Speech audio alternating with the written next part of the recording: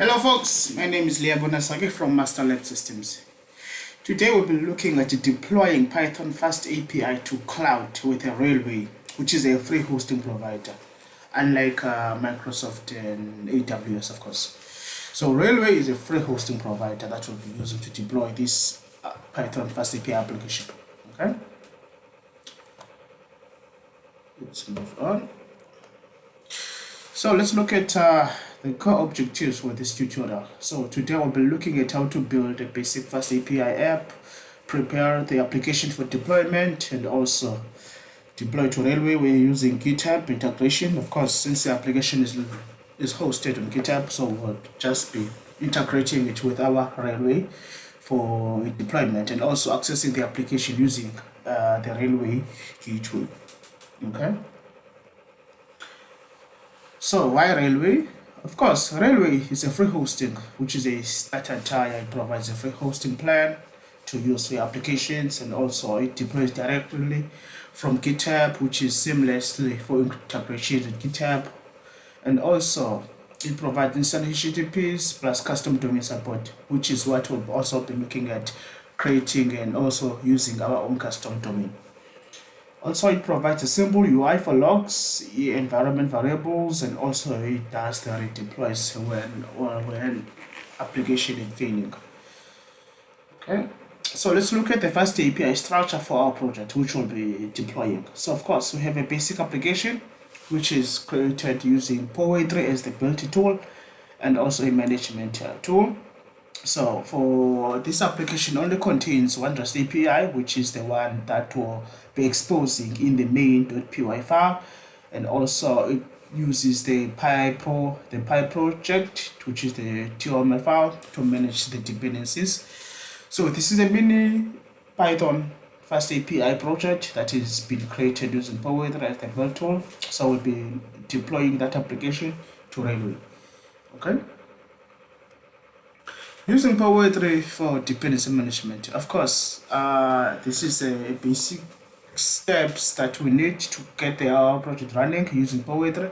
So of course, we create the project using Poetry, and also add the UVCon, which is the web server for our application, and the framework, which is FastAPI, and then we update the Py project file, which is the dependency management file, and then we add some snippets to ensure our deployment and also our project execution in Railway runs smoothly.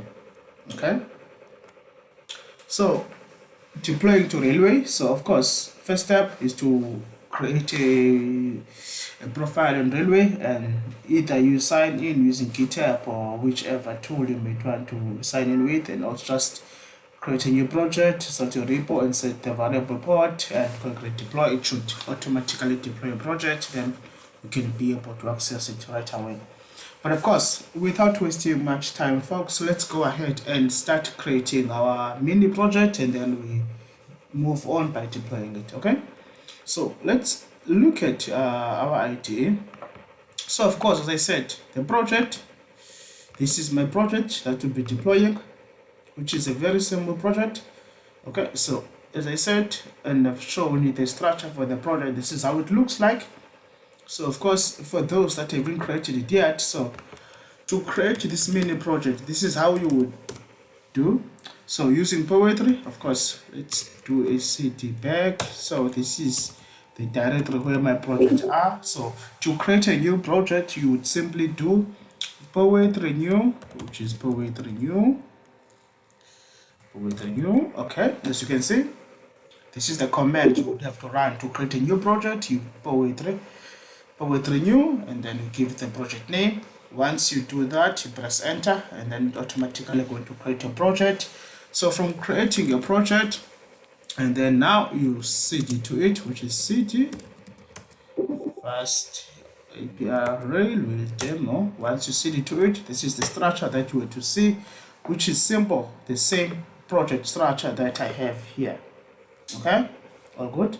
So from here, let's now begin to add one endpoint that will be hosting to our or accessing to our application when it is deployed to Railway. So again, we need to add a main file there, which is what you can see on my end already. I've already added that on my site, so you can simply do that as well. Of course, we'll add a simple REST API for our project and then test that REST API before we deploy it. Okay, so once you have it there, now let's go ahead and add a simple REST API. So this is the main file. Simply you can just create the same file with the same structure that I have on my site. Once you have it here like this, then we'll start to test it by running it manually using on our local. Once we get the perfect results and we are able to access this message, of course on startup or on running, on execution we should get this message, which is hello from FastAPI on Railway. Then we can proceed with deploying our application. Okay folks, so now you add that, you create a file called main or an app, and then you simply add this simple get endpoint. So now once we add that in there, you save it. Of course, once you have it there, one thing before I forget is to add as well, which is the dependency for the project. Of course, this is a FastAPI project, so we need to add FastAPI, and also we need to add UVCon as the web server to serve the application. So from there, this is the command you are to run. Also ensure that you're inside your dependency file, which is your Py project, to ensure that you don't get any failures when running the pull with the command. So to add the FastAPI and UVCon, you simply were to do this, so add.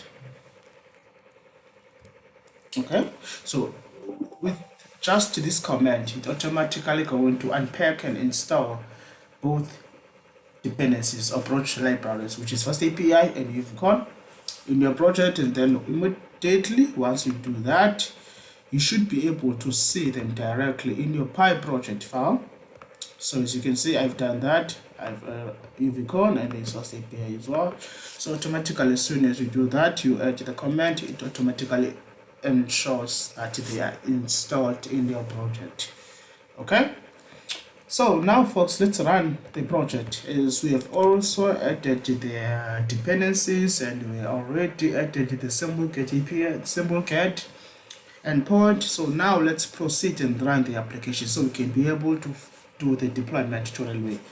Okay, so using the run command, so of course, reason why we need to specify where the file that we want to invoke is, so which is it's in this directory, demo.main, which is the main file that I'm calling, and the app as to specify this is an application. Let's just reload to reload new changes. So once we run that in, let's press enter. Okay, to enter for that. So now it's starting out our project. Okay, as you can see folks, it started successfully, so we can be able to access this application. So of course, as I said, we should only be receiving, or we should only be getting this message from FastAPI and Railway. So of course, since we are running it locally, so now let's go ahead and open the project. So if I click on this localhost port 8000, let's go ahead. As you can see folks, there it is. It has saved our application. So as you can see, message hello from FastAPI on Railway. So of course, this means now our project is able to run locally, so we can begin to do the deployment in Railway. Okay, so now let's go ahead and open up Railway so we can start deploying this application in Railway. So of course, as I said, once you have your application running locally, so what you need now is to push to GitHub. So once it's on GitHub, now you can begin to integrate with Railway. Okay, so of course folks, I've already pushed mine to GitHub, so you should be able to see it here. So this is my application, FastAPI Railway demo. So of course, this is the application on GitHub. So now it's ready to be pushed to our Railway. Okay, so from here, let's go ahead. Okay, so this is the railway link. Forgot to send you. So from here, let's just copy the railway link. From copying it, so if I copy now the railway, and then from here, and say I start a new page. So from here, I just paste it. So this is the railway link. So from here on railway, so of course, if you have already created a project, like if you already created a profile, this is what you should see. So from here, you automatically go to deploy new project. Okay, so from deploying this new project, so of course, railway will automatically pull all your project on GitHub once you do the integration with GitHub and Railway. So you should be able to see all your list of your projects in GitHub, from GitHub to Railway. So again, and then you selected the project you want to deploy. So in my case, this is the project we want to deploy to Railway. So we selected the project.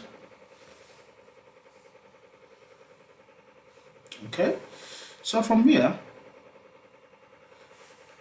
we don't want this, so we want to create a new environment. Because of this, we just made testing environment, so I'm just going to create a new environment called test in this case. So I have dev, so let's do test environment. So again, on your railway allows you to be able to either recreate or create a new, either duplicate from your previous environment, meaning you will be able to copy all your services, variables, and configurations. But of course, since this is a new demo, so I'm just going to create everything from scratch so you can be able to understand the whole process till end. Okay, so now let's create an empty environment. So we create a new environment. Okay, so as you can see, folks, successfully created environment test. So test has been successfully created. So now let's go ahead and add the service. So if we do add service from GitHub repo, of course. So now this is the project we want to select, which is the FastAPI railway demo. We select the project. From selecting it, instead of clicking deploy right away, we need to add some configuration first. Okay, so first step we need to add is the variable, which is what the project should be exposing. So variables could mean either if we have some secrets, we can add some secrets, API secrets, keys, or ports and stuff. So anything for variables, you can add it there. So what the variable will need in this case, it's a simple one, which is the port. Since this project is running on the railway won't be able to interpret our IP, which is the local host, that port. So it's a must that we specify that on railway it needs to serve this application on that port, because that port 8000, that's where our application is running from. So let's go ahead, new variable. So let's paste that in. So of course, automatically once you paste it, you automatically create a new variable. So from creating that variable, as you can see, folks, there it is, port just 8000. So again, one thing we need to add now, which is the settings, which is the command that needs to run the application. Pretty much simpler to this command that we use to run the application. Of course, this is the same thing we need to add there. So if we go there again, which is on settings and deployment, so deploy the start command, we need to add that one in here. So which is forward run, UV FastAPI demo, blah blah blah. And also don't forget to ensure that instead of the port, you just call from your variable, which is the dash port, $port, meaning you are calling from the variable that we created or we assigned. Okay, so once we have that in there, now you click save. From clicking save, one last thing we need to look at is the network. So of course, right now the network is not available, meaning we can't access the application yet because we haven't clicked deploy, right? So we can't see any network configuration to be here that will tell us where to access our application endpoint. So the minute we click deploy, let's click deploy, then it should trigger the network and also automatically register the new network. So let's go to deployment so you can be able to see this is while it is running. So if I click the initialize, or maybe look at it directly, okay? So now what it does, it's doing a build. Of course, this does not even need any Docker to do a build. It automatically does the whole build automatically on its own. So you just create an application and do the config, that's all. And then you push everything, it automatically does the whole build, deploy on the application. Then you can just access your application once it has completed the build and deploy. So for now, folks, it's doing the build. So you can see on the logs, it's pulling all our dependencies, installing those and creating new environments. So, and also it uses Docker to build. However, it creates its own Docker image. So while it's doing that, folks, now it will do a deploy. As you can see, it has moved to deploy. Now it's showing us deploy logs. So as you can see, folks, our application seems to have started successfully as well, so meaning the deployment is fine. So now we need to be able to access the application. So of course, accessing it directly here, it means nothing. You can't get it here because of this. It means it's running inside Railway, inside Railway's localhost, so which is an internal IP, right? So now we need to run it. We need to access it outside of Railway, meaning in an external IP. So which is what now we'll be looking at on the network configuration. So if as well, I will do a test for this endpoint, but let me first stop it here so it doesn't interfere with my local. So again, if we do a test now and we try to access it here, so it should immediately show us that you can connect because it's not running locally, meaning on my local host, but on Railway's local host. So we can only access it using Railway's external IP. Okay, folks? So now that we have that in there, so meaning now, but you can see the deployment is success and it's fine, everything is good.